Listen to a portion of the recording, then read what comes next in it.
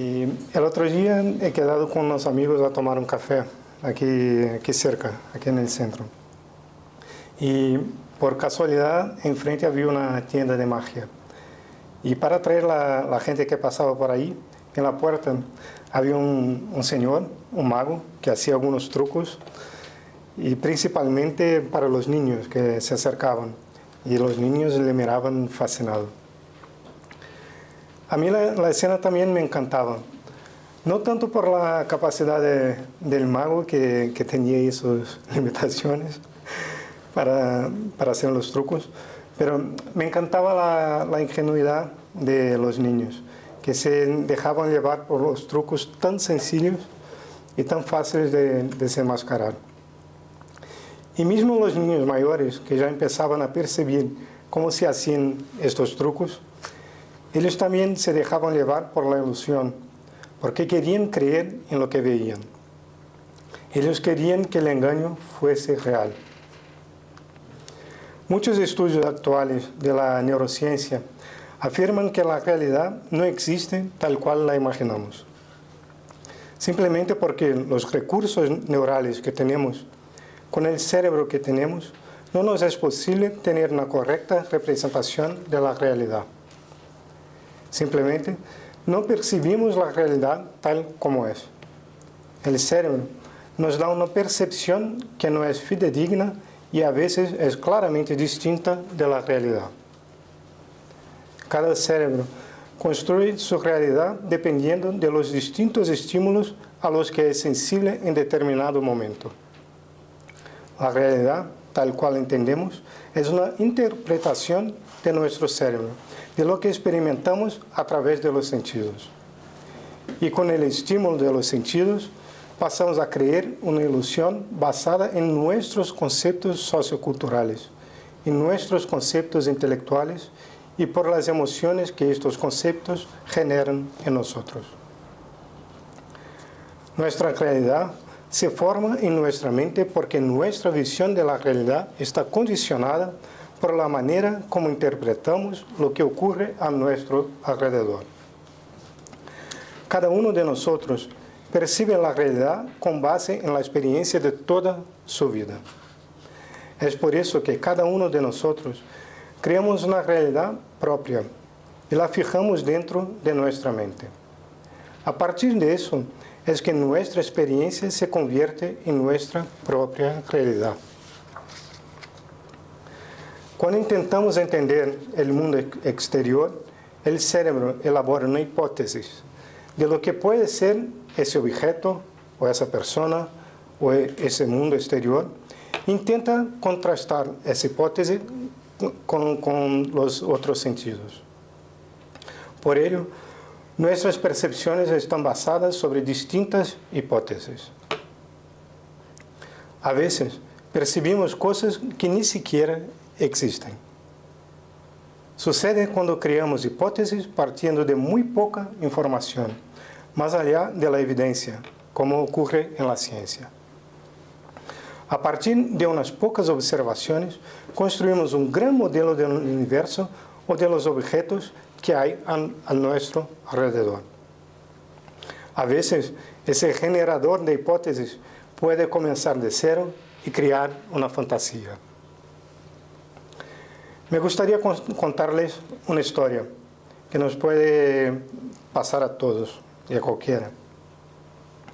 Había un hombre que sufría ya había algunos días con fuertes dolores de estómago. El hombre entonces buscó a un doctor de medicina general y ese doctor le envió a un médico del aparato digestivo. Después de alguna investigación, este médico le dijo que él tenía cáncer y que le quedaba muy poco tiempo de vida. Inmediatamente el hombre creyó en lo que le dijo el médico. Ese dolor tan fuerte que tenía, ese dolor salía de algo, venía de algún sitio, del cáncer que él certamente tenía. Pasó entonces el hombre a creer que sí, él tenía cáncer y que iba a morir pronto. Por supuesto, el hombre se quedó preocupado. Surgió el miedo, la ansiedad y dolores de todo el tipo. Surgió el sufrimiento. El hombre volvió a casa con una inmensa tristeza. Al encontrar a su familia, les dijo: tengo malas noticias, tengo cáncer y voy a morir en muy poco tiempo. Como resultado inmediato de lo que decía, su familia también empezó a sentir miedo, preocupación, ansiedad y dolores de cabeza. Todos empezaron a sufrir con el hombre. Después de algunas semanas, alguien le sugirió que él buscase a un especialista en cáncer, a un oncólogo, para tener una segunda opinión sobre su caso. Mismo sin esperanzas, él fue a la consulta y el especialista, el oncólogo, le dijo que con absoluta certeza él no tenía cáncer y que además sus dolores de estómago no eran nada graves. Era la opinión de un doctor más calificado que el anterior y el hombre estaba seguro que lo que decía ese doctor era la verdad. Le dijo el doctor que él, el médico, tenía 100% de certeza que el paciente no tenía el cáncer. Inmediatamente el hombre se quedó feliz, como cualquiera de nosotros nos quedaríamos. Ya no estaba más triste. Tenía toda su preocupación, su miedo, su ansiedad. El dolor y el sufrimiento desaparecieron como por arte de magia. El hombre volvió a casa, feliz, sonriente. Reunió a toda su familia y les dijo: hoy tengo una noticia fenomenal. No tengo cáncer. Y claro, todos se quedaron muy contentos. Y lo celebraron a lo grande, con una gran fiesta. Y aquí podemos parar para pensar: ¿por qué todos han sufrido por las semanas entre el primer diagnóstico y la consulta con el especialista? Bueno, sufrieron porque creían que el hombre tenía cáncer. Pero eso era real, esa era la realidad. Todo el dolor, el miedo, la ansiedad, la preocupación, los llantos y lágrimas, toda la infelicidad de una familia surgió de la creencia en la enfermedad de ese pobre hombre. Después, ¿por qué se quedaron tan felices? ¿Y por qué ya no tenían todos aquellos problemas? Porque, claro, ahora entendían que el hombre no estaba enfermo y no iba a morir tan pronto. Tenían la palabra, el conocimiento de un especialista, de alguien que conocía a la verdad. Primero, han vivido momentos de sufrimiento y tristeza, y ahora vivían momentos de extrema felicidad. En general, somos como este hombre enfermo. Tenemos la tendencia a creer que lo que no existe es verdadero. Creemos en cosas que nos causan ansiedad y dolor, que nos generan preocupaciones y sufrimientos. Por cuenta de nuestra ignorancia, sufrimos y hacemos sufrir a los demás. ¿Por qué insistimos en centrar nuestra percepción sobre el mundo material, que todos aquí vemos? ¿Por qué insistimos en creernos el centro del mundo? Creemos en lo que no existe. Y dejamos al margen, despreciamos lo que verdaderamente importa, lo que de verdad es real, que es nuestra vida espiritual. Cuando pasamos a contemplar, a meditar y a estudiar sobre la vida espiritual, a través de las enseñanzas de Jesús, de otros grandes maestros de la espiritualidad y de los grandes pensadores de la humanidad, logramos entender que el yo, o sea, nuestra conciencia, nuestra construcción mental, de nosotros mismos, pasamos a entender que ese yo, este ser que nuestro ego cree existir, simplemente no existe. No existimos como creemos que existimos. Por muchos siglos y milenios hemos creído que el yo, que normalmente vemos y que todas las demás cosas que normalmente percibimos, existen de verdad. El poder del dinero, el poder del mando, el sexo excesivo, la comida exagerada, la belleza física, la venganza, la capacidad de engañar a los demás y el provecho que podemos sacar de eso. Creemos que buscar y lograr cada una de esas cosas es nuestra realidad, que solo esto nos va a traer felicidad y plenitud. De esa creencia equivocada advienen el sufrimiento, los problemas, la infelicidad. Advienen nuestros dolores físicos, mentales, morales y espirituales. Sufrimos y caemos siempre en los mismos errores, una y otra vez. Una vida después de la otra y después de la otra. En la rueda del sufrimiento que nos resulta tan difícil escapar. Y de esa manera seguiremos hasta el momento en que nos decidamos abrir nuestras mentes y corazones para las enseñanzas espirituales. Hasta que nos decidamos abandonar nuestras antiguas creencias y abrazar las nuevas, basadas en el amor al próximo y a nosotros mismos. Porque el diagnóstico dado por el oncólogo en la historia, porque como el diagnóstico dado por el oncólogo, existe un 100% de posibilidad de que el ser que creemos ser no exista absolutamente. Cuando decidimos emprender la caminada hacia nuestra evolución espiritual, debemos mirar hacia nosotros mismos, meditar sobre quiénes somos y trabajar sobre el desapego de nosotros mismos. La única manera de alcanzar la plenitud es abandonar a nuestro viejo ser. Esta propuesta nos hizo Jesús cuando, llamando a la gente y a sus discípulos, les dijo: si alguno quiere venir conmigo, niéguese a sí mismo y tome su cruz y sígame. Porque todo el que quiere salvar su vida, la perderá.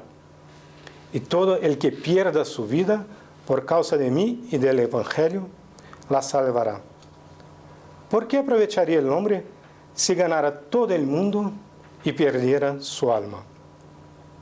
En este caso, ¿qué recompensa recibiría el hombre por su alma? Poco después que dijo esas palabras, Jesús iba a seguir su viaje y llegó un hombre corriendo y se puso de rodillas delante de él y le preguntó: Maestro, ¿qué debo hacer para alcanzar la vida eterna? Y Jesús le contestó: ya sabes los mandamientos: no mates, no cometas adulterio, no robes, no digas mentiras en perjuicio de nadie, ni engañes. Honra a tu padre y a tu madre. Y el hombre le dijo: Maestro, todo eso lo he cumplido desde muy joven. Jesús lo miró con cariño y le contestó: una cosa te falta. Anda, vende todo lo que tienes y dáselo a los pobres. Así tendrás riqueza en el cielo. Luego ven y sígueme. El hombre se afligió al oír eso y se fue triste, porque él era muy rico. Jesús miró entonces a su alrededor y dijo a sus discípulos: qué difícil es para los ricos entrar en el reino de los cielos. Todos aquí somos ricos. Somos ricos de amigos, somos ricos de salud, somos ricos de felicidad. También somos ricos de soledad, de problemas físicos y ricos de sufrimiento. Cómo nos definimos en nuestra riqueza depende de nuestra percepción, del momento de nuestras vidas y de nuestras expectativas. Sin embargo, somos ricos. Es por eso que el mensaje de Jesús nos llega a todos, porque es muy sencillo en su forma, pero muy profundo en su contenido. Necesitamos de mensajes sencillos como este. Por esto, los ejemplos de Jesús son tan poderosos, porque en su simplicidad nos llegan fácilmente al corazón y nos abren múltiples nuevos caminos de conocimiento en nuestras mentes. Y cada uno de nosotros la podemos interpretar y relacionar con nuestras vidas. Somos ricos. Y somos ricos como ese rico que llega a Jesús. Vemos la verdad de la vida espiritual, pero no nos mojamos. No nos atrevemos a dejar atrás a nuestras propiedades materiales y morales. Y muy tímidamente vamos tanteando el camino de nuestra evolución espiritual. Porque somos también muy egocéntricos. Pensamos primero en nosotros y si tenemos tiempo y algo de buena voluntad, empezamos a pensar en los demás. La ignorancia creada por nuestro ego nos hace creer que las cosas que normalmente vemos realmente existen. Que todo lo que existe tal cual nos parece, tal cual lo vemos. Esta creencia es nuestro demonio interior, uno de ellos. Es la causa de todo el sufrimiento en el mundo, en nosotros mismos y en los demás. Cuando empezamos a cuestionar si nuestra percepción de la realidad es de verdad la realidad, cuando nos preguntamos si lo que percibimos es todo lo que existe, empezamos nuestra batalla para encontrar y combatir a este nuestro enemigo, la ignorancia de creer en cosas sin mayor trascendencia. Tenemos la tendencia de creer solo en lo que podemos ver. Sin embargo, hay muchas cosas que existen y que no logramos ver, pero que están ahí. Y creemos que lo que vemos es la verdad y no consideramos lo que no vemos.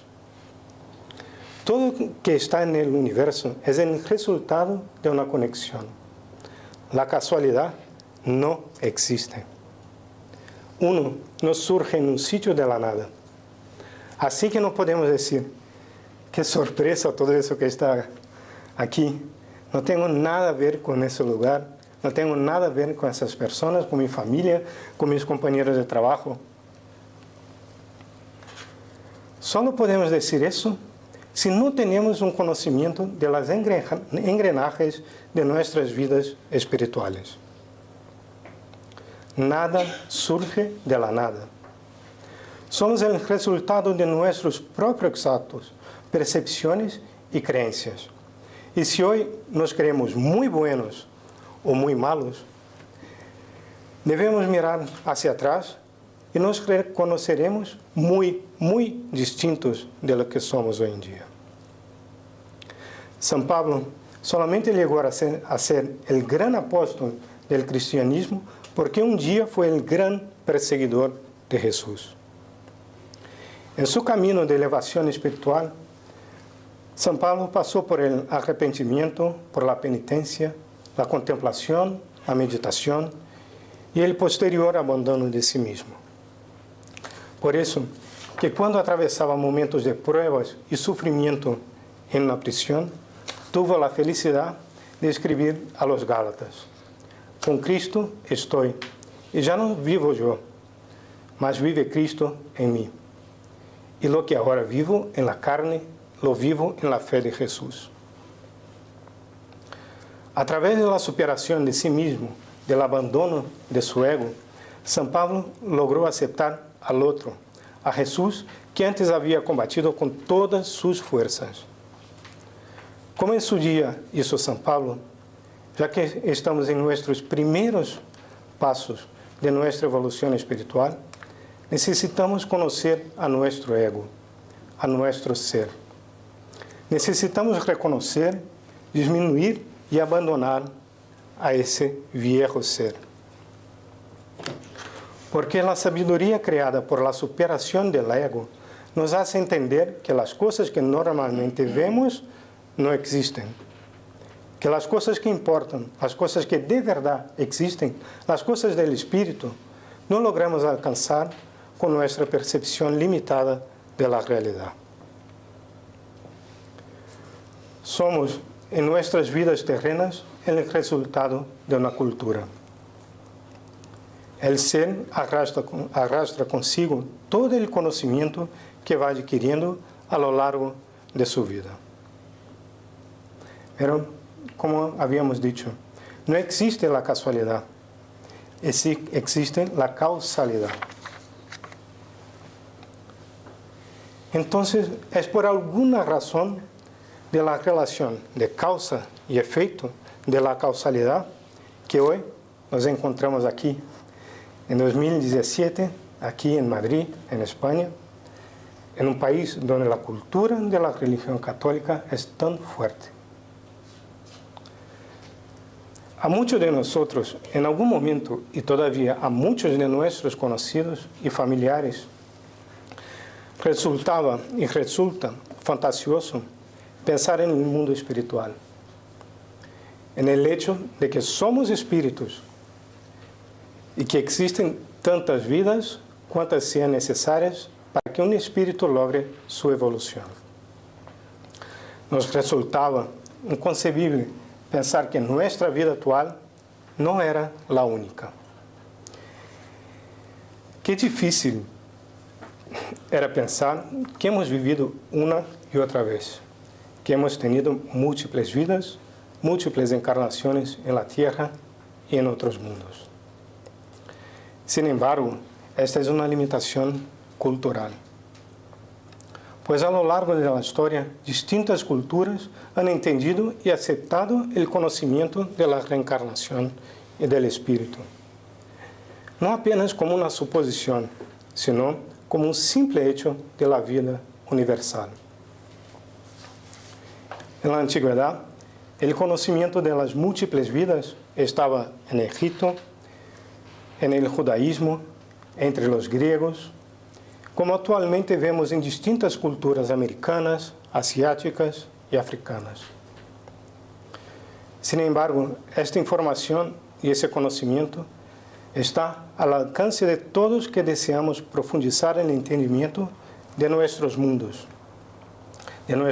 interiores y exteriores, que deseamos profundizar el entendimiento de nuestras relaciones personales y familiares, de nuestros logros y limitaciones como seres humanos. Porque cuando analizamos la cuestión de la vida espiritual, es imprescindible tener una visión espiritual de uno mismo. Y de esa manera es imposible no considerar que en la vida espiritual de un ser no hayan existido vidas anteriores y que van a existir otras vidas futuras. Esta comprensión es necesaria en cualquier abordaje espiritual del ser. Sin esa visión de la reencarnación, uno estaría irremediablemente atrapado aquí en esta vida física. Es por eso que cuando empezamos a preguntarnos las preguntas filosóficas básicas, ¿quién soy? ¿Qué hago aquí? ¿Para dónde voy? ¿Cuál es el sentido de mi vida? ¿Cuál es el sentido de la vida? Empezamos a buscar el sentido de eso, de la vida espiritual. Y en esa búsqueda, uno pasa a entender con claridad la realidad de la reencarnación. Aquellos que hoy día no creen en eso, es que no han analizado ese tema con sabiduría. No han ido de verdad y con ganas en búsqueda de estas respuestas. Porque cuando vamos al encuentro de las respuestas para nuestras inquietudes espirituales, encontramos con una gran claridad la información de que es imposible que no existan vidas anteriores y vidas futuras. Cuando Allan Kardec decidió profundizar sus estudios y conocimientos sobre el mundo espiritual y el camino que el ser hace en su desarrollo espiritual, él, Kardec, llegó a la conclusión de que el ser encarnado es un espíritu, de la misma manera que esas otras inteligencias que no son percebibles a primera vista. Los que llamamos y que están aquí entre nosotros, los muertos, los espíritus desencarnados. Más adelante, quedó claro a Kardec que el hecho de un espíritu estar encarnado o desencarnado correspondía a una simple necesidad de aprendizaje de ese espíritu. Permiso.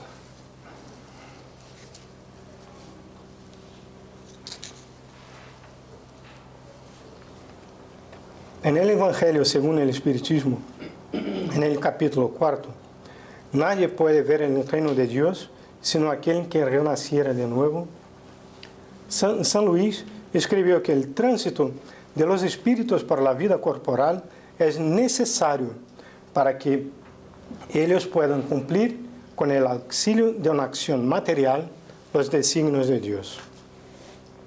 Encarnar es necesario para los espíritus mismos, porque la actividad que están obligados a desplegar ayuda al desarrollo de la inteligencia.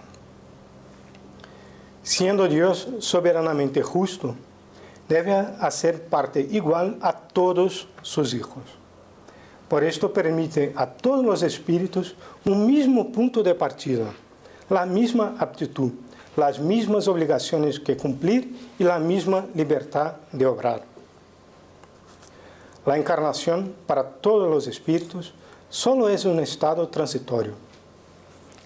La encarnación es un deber de Dios que Dios impone a los espíritus al empezar su vida espiritual, como primera prueba del uso que harán de su libre albedrío. Los que desempeñan este deber con celo pasan rápidamente y con menos pena los primeros grados de iniciación y gozan más pronto del fruto de sus trabajos. Por el contrario, aquellos que hacen mal uso de la libertad que Dios les ha concedido retardan su adelanto. Así es que por su obstinación en seguir en el error, puede un espíritu prolongarse indefinidamente la necesidad de la reencarnación. Es entonces, en estos casos, cuando la reencarnación viene a ser un castigo. Y Kardec sigue a instruirnos en el mismo Evangelio según el Espiritismo, cuando escribe sobre las causas anteriores de las aflicciones, que no serían nada más que el resultado de la aplicación de la ley de causa y efecto. Y así escribió Kardec. Pero si bien hay males cuya primera causa es el hombre en esta vida, hay otros a los que es extraño enteramente, al menos en apariencia, y que parecen herirnos como una fatalidad. Por ejemplo, la pérdida de los seres queridos, y de los que lo son, el sostén de una familia. Los accidentes inevitables, los reveses de la fortuna, las plagas naturales, las enfermedades de nacimiento, las deformidades. Los que nacen en semejantes condiciones seguramente no han hecho nada en esta vida para merecer una suerte tan triste, sin compensación y que no podían evitar. ¿Por qué, pues, tantos seres desgraciados, mientras que a su lado, bajo un mismo techo, en la misma familia, hay otros favorecidos en todos conceptos?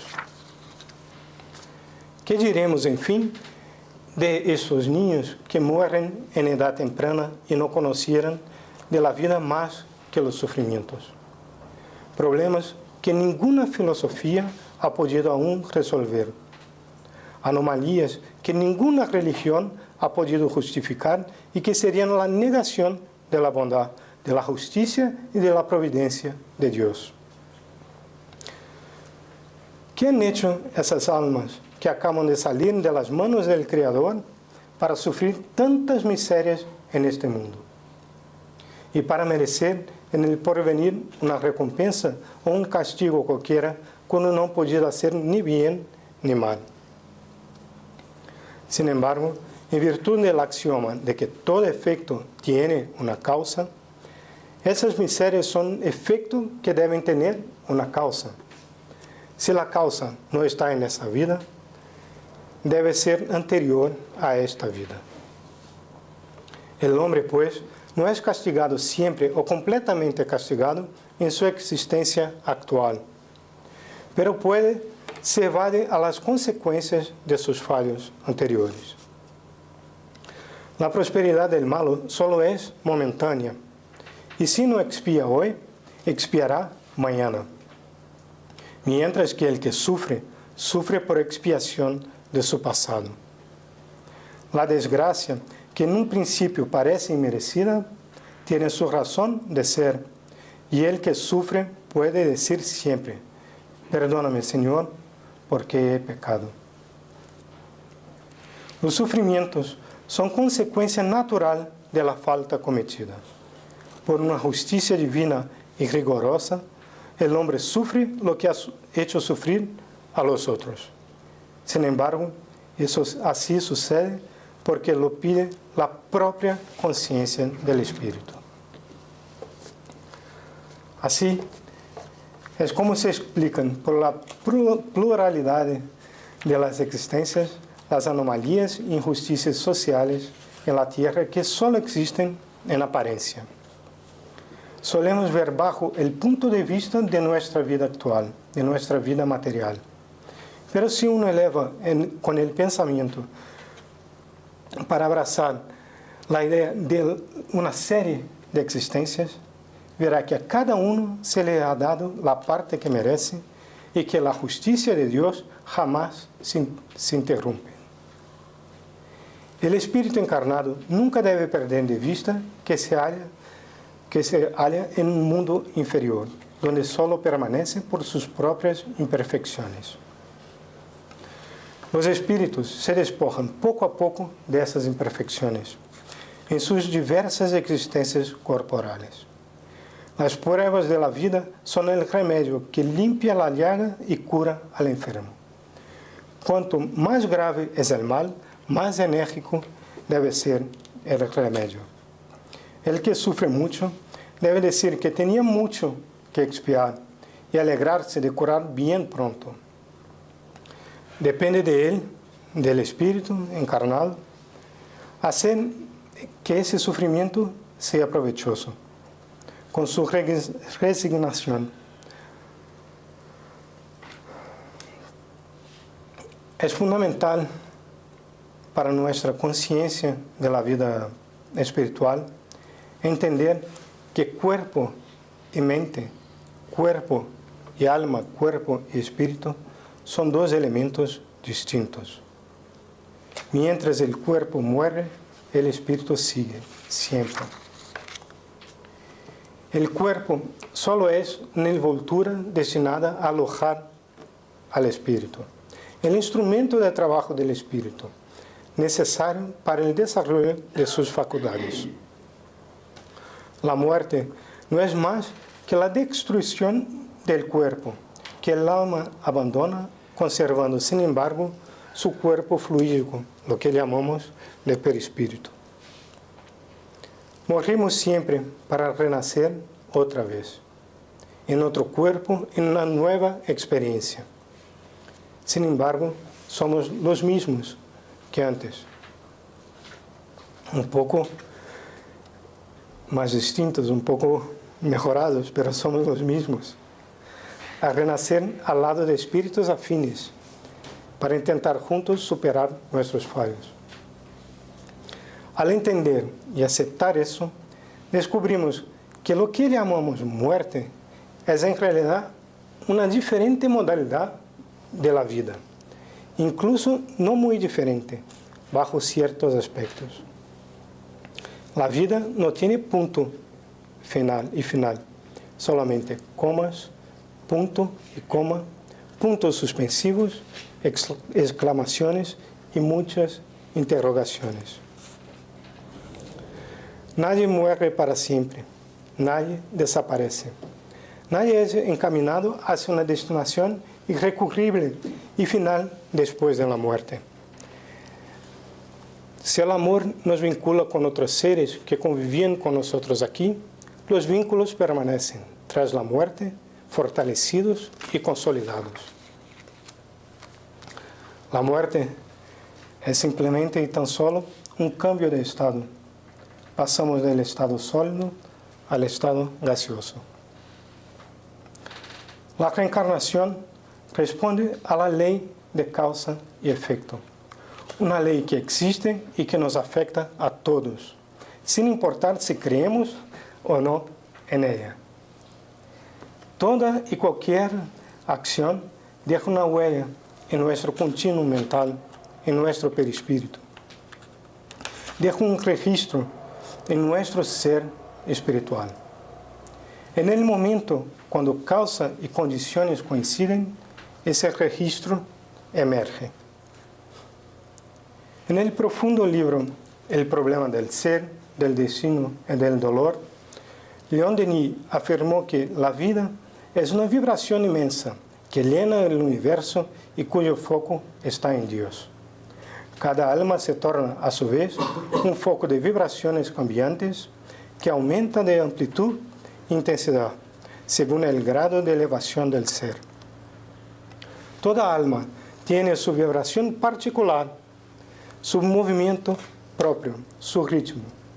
Cada alma es la representación exacta de su valor intelectual y de la elevación moral que lleva en su íntimo.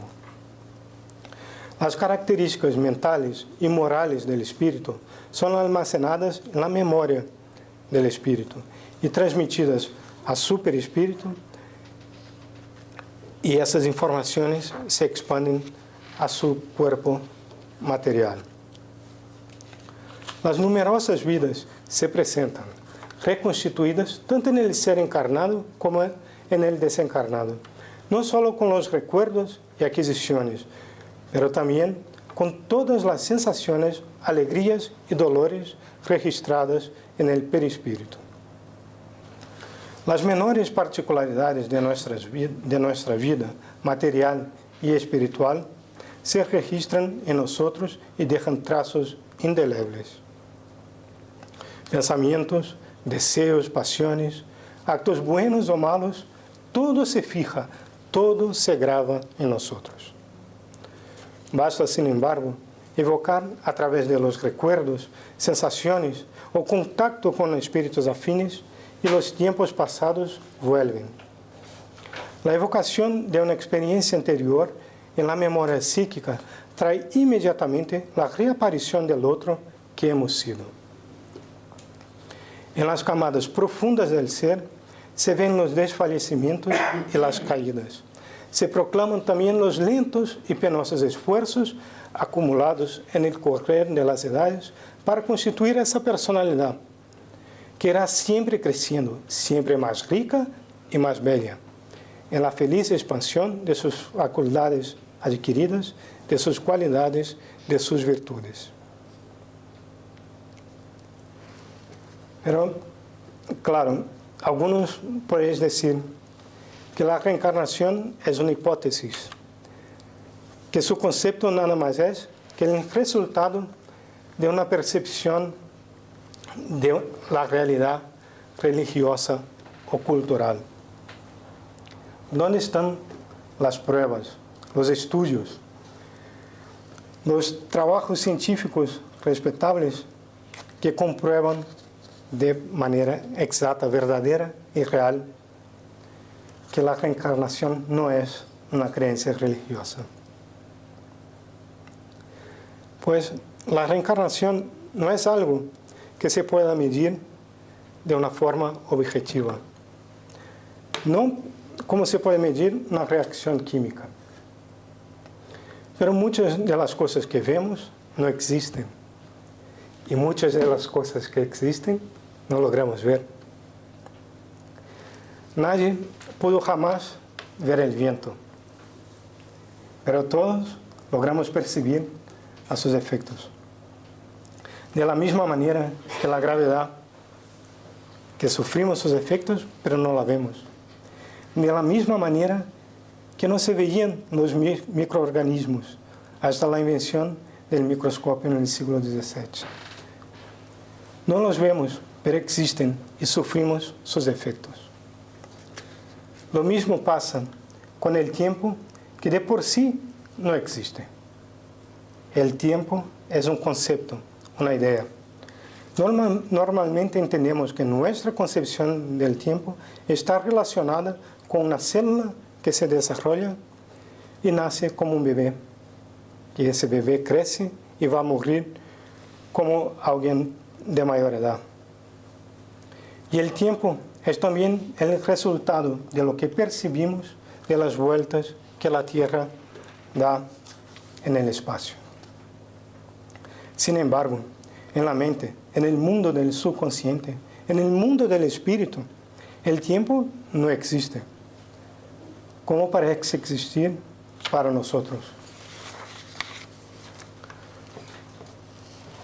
A partir de la segunda mitad del siglo pasado, muchos estudiosos del alma, psicólogos, psiquiatras, empezaron a investigar y a buscar una comprobación científica de la reencarnación. En general, eran médicos, doctores, materialistas, que no creían en nada, no creían en Dios, muchísimo menos en el espíritu, en el alma, y muchísimo menos en la reencarnación. El doctor Ian Stevenson, la doctora Ellen Wambach y el doctor Brian Weiss son algunos de los nombres de mayor reconocimiento por sus trabajos anteriores al estudio de la reencarnación, por la seriedad de sus investigaciones y por la comprobación científica de las evidencias encontradas. El trabajo del doctor Ian Stevenson es probablemente el más reconocido, con mejor recogida de datos científicos y por eso más respetado en los centros académicos. El doctor Stevenson fue jefe del Departamento de Psiquiatría de la Universidad de Virginia en los Estados Unidos y dedicó más de 40 años al estudio de la reencarnación y reunió más de 3.000 casos de estudio. Una de las razones de la aceptación de su trabajo entre los escépticos, los académicos, los materialistas, es que en lugar de depender de la psicosis para comprobar que un individuo ha tenido una vida anterior, el doctor Stevenson optó por reunir miles de casos de niños que de forma espontánea, sin hipnosis, recordaban una vida pasada.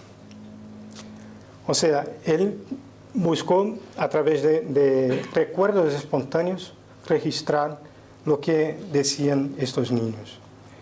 La otra opción sería acceder a esa información que está en nuestro subconsciente a través de la hipnosis. Cuando el doctor, el psiquiatra, el psicólogo hipnotiza al paciente, que activa sus ondas cerebrales hasta llegar a un estado alfa y de ahí logra acceder a esa información en su subconsciente. Pero bueno, para el doctor Stevenson, una posible evidencia de las vidas pasadas podría encontrarse en las marcas de nacimiento y en los defectos de formación de los neonatos, ¿no? de los bebés recién nacidos. Uno de esos casos fue de un bebé turco que al parecer llevaba vestigios de la vida de un hombre asesinado por una escopeta de un tiro en la parte derecha de su cabeza. El niño nació con una oreja deformada y la parte derecha del rostro subdesarrollada. Y esos defectos son registrados en uno para cada 6.000 nacimientos. O sea, en uno de cada 6.000 bebés. Otra investigación del Dr. Stevenson incluye a una niña birmana, a quien desde la edad de 3 años pasó a identificarse con un soldado japonés capturado por los birmanos, atado a un árbol y quemado vivo. La niña tenía defectos congénitos en ambas manos. Su dedo medio y anular de la mano derecha estaban entrelazados y libremente unidos al resto de la mano. Le faltaban varios dedos o tenían anillos de constricción. Su muñeca tenía depresiones similares a las dejadas por una cuerda quemada. Cierta vez, preguntado sobre qué esperaba probar con sus investigaciones, el Dr. Stevenson contestó que comprobar científicamente la posibilidad de la reencarnación podría disminuir la culpa por parte de los padres. No tendrían que tener la carga de que cualquier cosa que vaya mal con un niño sea su culpa, ya fuera por los genes o por los malos cuidados durante la infancia del niño. La gente tendría que hacerse responsable de su propio destino. En su primer viaje a la India, el Dr. Stevenson, conoció a un Swami, que es un respetado monje hindú.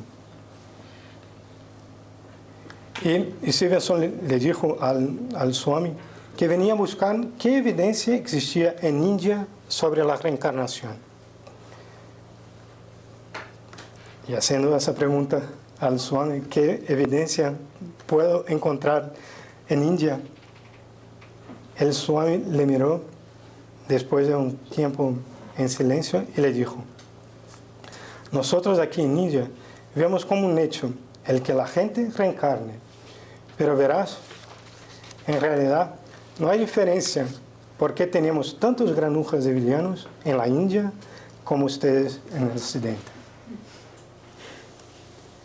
En la literatura espírita encontramos diversos relatos e historias que enseñan y comprueban que tenemos una única vida, la vida espiritual. En libros de Edivaldo Pereira Franco, Ivone A. Pereira, Amália Domingo Soler y muchísimos otros, vemos que la reencarnación es más que una realidad percibida. La reencarnación es un hecho al cual todos estamos sujetos, conscientes o no. Múltiples vidas encarnados, donde podemos olvidar el pasado para poder volver a convivir con aquellos que atraemos según las necesidades y nuestras afinidades. Son grandes oportunidades otorgadas por Dios para nuestra renovación. La evolución del espíritu no se detiene, como no se detiene el curso de su vida espiritual. Lo que hoy nos puede parecer un retroceso, de verdad puede ser el inicio de la regeneración de un espíritu. Pues el mal que uno causa a sí mismo y a los demás, un día deberá reparar, pagar y superar. El conocimiento y la aceptación de la reencarnación cambia nuestra percepción de la realidad. Todos que aquí estamos hoy empezamos a dar nuestros primeros pasos en el conocimiento de nosotros mismos. Todos que aquí estamos hemos venido porque estamos en búsqueda de respuestas. ¿Qué es esto? ¿Qué es este mundo en que vivimos? ¿Qué es esta vida? ¿Quién soy y por qué me pasa eso? Normalmente, cuando buscamos a una religión, lo hacemos a través de dos caminos.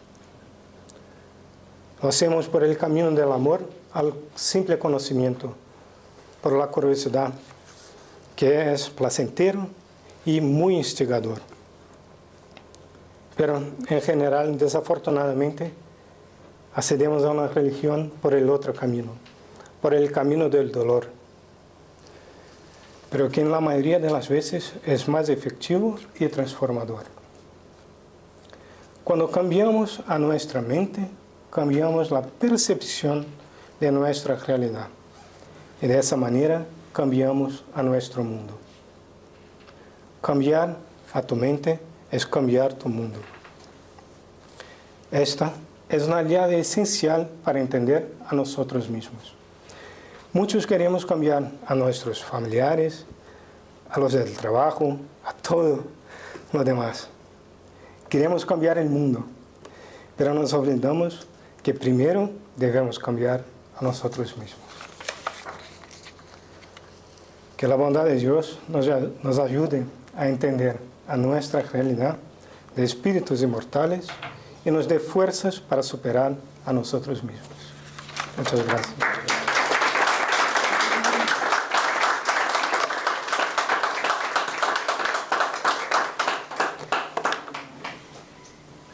¿Tenéis alguna duda? ¿Alguna pregunta que hacerle? Sí, Pedro. Bueno, está muy claro lo que me has explicado sobre la reencarnación, la muerte y volver a encarnar, o a reencarnar, mejor dicho. La pregunta es, la evolución, tanto aquí en la Tierra como en el mundo espiritual, ¿puedes ampliar algo? Claro. Bueno, amplío con un resumen.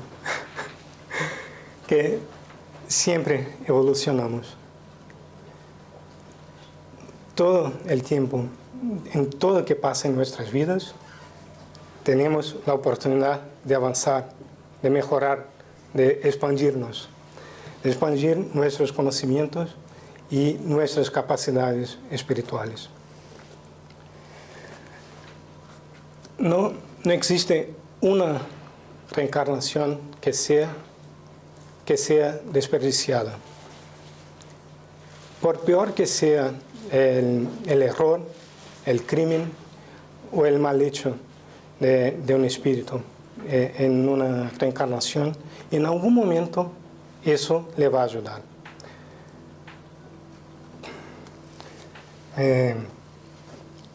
Me gusta mucho recordar la experiencia de Ivone Pereira, que es una autora de libros espíritas, brasileña, que ya ha fallecido hace mucho. Pero gran parte de su obra, ella desarrolló el tema del suicidio. Porque en muchas vidas ella se suicidó. Ella incurrió en ese error una y otra vez, y otra vez, y otra vez. Y bueno, os invito a buscar la bibliografía de esa autora, de Ivone Pereira, que hay muchos romances, ¿no?, donde ella relata sus vidas, ¿no?, algunas de sus vidas como suicida.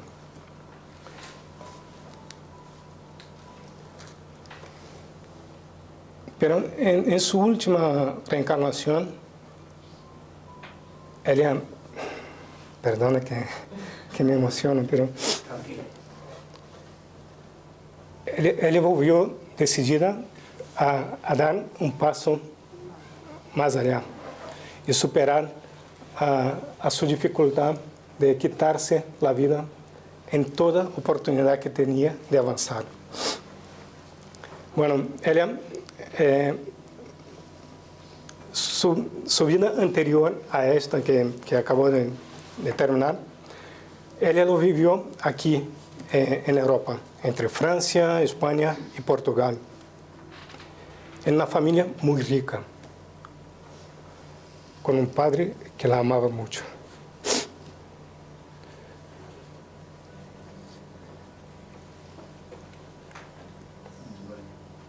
Perdón.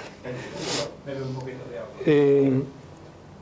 Pero en un momento de locura, de infelicidad, sus acciones, sus actos, quitan la vida de su esposo y de su hija de 6 años. Y ella se vuelve loca. Y bueno, en su dolor, y mismo con el aliento, con la ayuda de su padre, ella decide quitarse la vida, una vez más. Bueno, y ella reencarna entonces en Brasil, al inicio del siglo pasado, en una familia pobre, ¿no? Con recursos limitados. Y a lo largo de toda su infancia e inicio de su juventud,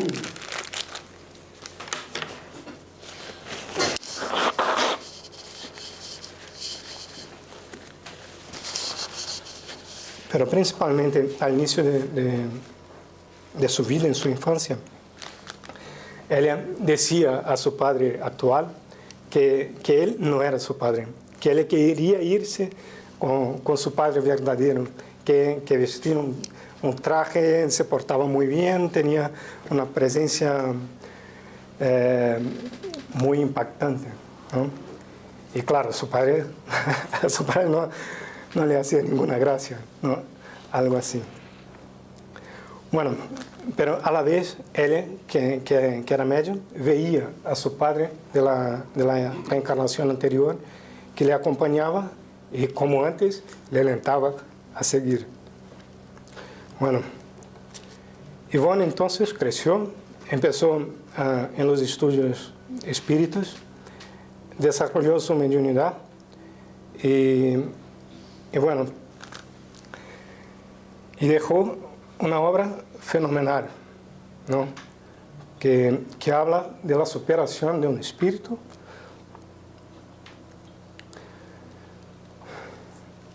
que habla de nuestra capacidad que todos tenemos de superación. Y muchas veces pensamos que esas cosas ocurren como a San Pablo, a Santo Agustín, Santa Teresa, a espíritus de luz, ¿no? Que esa transformación solo sucede a quien tiene capacidad. Pero creo que la única cosa que diferenciaba Ivonne en esa vida de nosotros mismos era su fuerza de voluntad de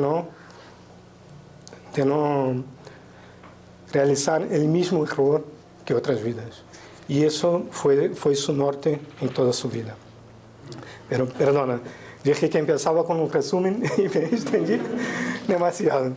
Pero para terminar, yo decía que ninguna experiencia es una pérdida, ¿no? Por peor que sea. En todas sus vidas, que terminó con un suicidio, justo después ella sufrió con su acto, con el resultado de su acto, de quitarse la propia vida. Y sufrió en la espiritualidad, y sufrió aquí en nuestra encarnación, y volvió a incurrir en el mismo error, y volvió a sufrir, y así una y otra vez. Pero como Pablo de Tarso, si ella no hubiera pasado por toda esa experiencia, y no estoy aquí de ninguna manera haciendo una apología al suicidio, muy al contrario, que quede muy claro, pero si ella no hubiera seguido por tantas veces por un camino equivocado, ella no tendría en un momento dado la fuerza para superarse, y la fuerza y el conocimiento para dejar una obra que nos alienta a no seguir al camino del suicidio. Bueno, espero que perdona por la extensión. Bueno, uno de los muchos libros que tiene es Memorias del Suicida, que es Sí. muy duro de leer por gusto. Sí. Muchas gracias. Nada, por favor. Sí, Me ha parecido escucharte en algún momento que la reencarnación podía llegar a ser un castigo. sí, Yo lo veo como una oportunidad para aprender a crecer, a mejorar, a progresar y a evolucionar espiritualmente a través de las experiencias y de las vivencias que tenemos. sí, sin duda, sin duda. Pero esa idea que está muy correcta no es la idea general. En general vemos el sufrimiento no como una oportunidad de superación o de dejar atrás nuestros fallos, nuestras dificultades. Vemos el sufrimiento como algo que nos hace mal. Por eso que en una encarnación de sufrimiento o de limitaciones se considera una reencarnación de castigo, de pena, de prueba. Pero lo ideal es que Yo lo veo como una oportunidad. Lo ideal es que todos lleguemos un día a verlo así. No lo hagas, pero es una oportunidad de crecimiento. Sin duda, estoy totalmente de acuerdo, pero nos resulta muy, muy difícil y muchísimo más a personas que no tienen un conocimiento espiritual hacer y entender la bondad del sufrimiento.